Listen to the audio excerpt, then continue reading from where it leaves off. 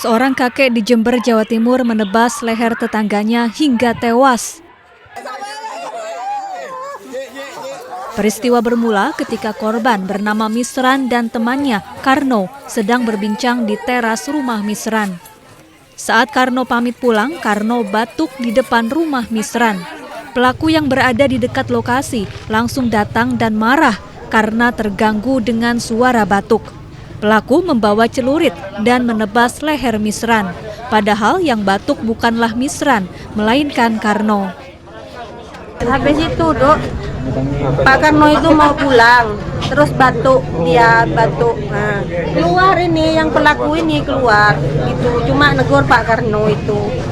Tidak ada apa-apa, langsung pulang Pak Karno itu ya. Pak Karno langsung pulang, habis itu pas yang pelaku itu langsung bawa Arif ke sini, langsung salaman sama korban ya, langsung salaman.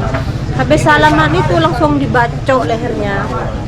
Kenapa, ada permasalahan apa? Tidak ada masalah apa, cuma soal batuk. Temannya yang batuk, bukan suami saya.